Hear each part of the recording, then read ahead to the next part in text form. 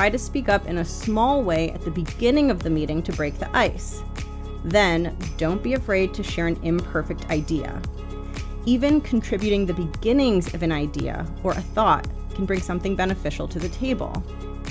If you have a friend in the meeting, tell them that you're planning on saying something.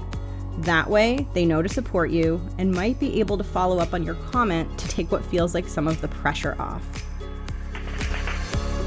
Welcome to The Art of Speaking Up, a podcast that helps professional women access the limitless potential that lies within them. I'm your host, Jessica Guzik, and my mission is to help you find that spark inside you that has the power to transform your career in ways you may not have thought possible. I'm so excited that you're here. And now, on to the show.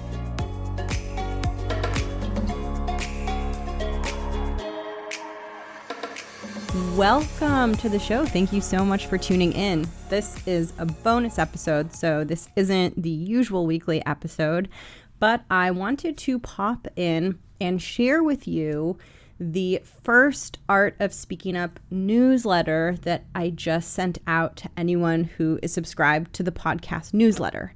And I wanted to read it to you to give you a sense of the content and see if it's helpful for you, so that if this is something that you want in your inbox, which I hope you do, then you can sign up to receive it. Right now, I'm sending it out not super often, maybe once a month, maybe twice a month, but I do put a good bit of thought into it and really try to make it something that will not only give you some advice and some help with whatever it is you're struggling with, but will also make you feel optimistic and make you feel a sense of hope that you can change, and that even if you are struggling or you are finding yourself in a difficult place, that change is possible for you, because that is really one of the core messages that I want you to take away from this show. So with that, I'm going to read the email to you. It is all about speaking up and the fear of speaking up and moving forward to find your voice, and I hope you enjoy it.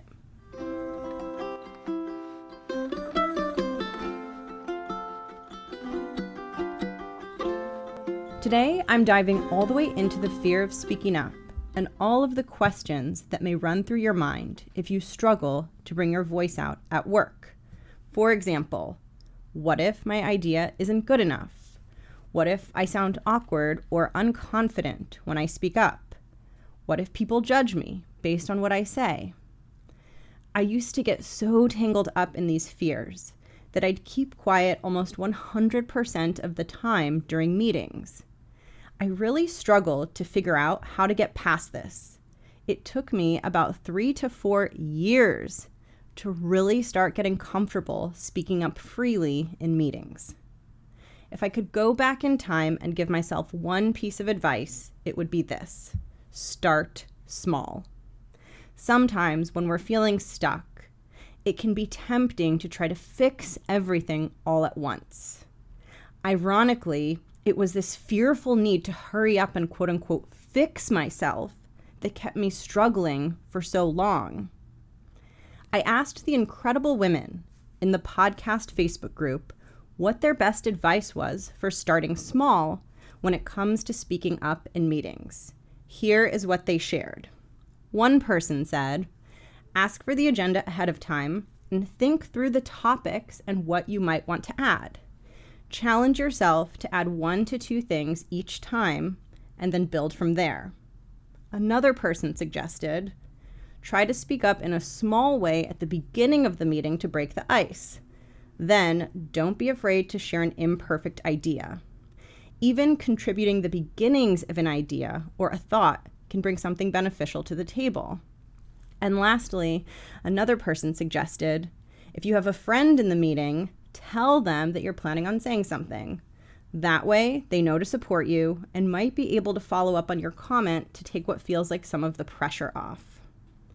When I read these words, I felt something much deeper than the words themselves.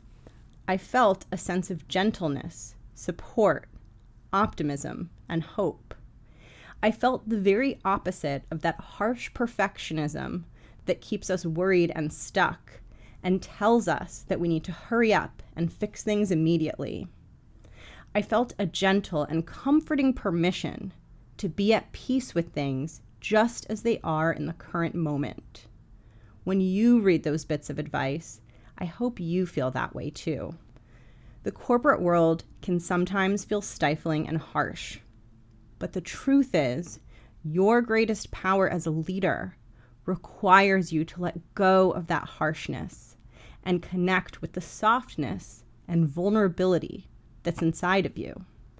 That means allowing yourself to start small and celebrating big, even when you achieve the tiniest of tiny wins.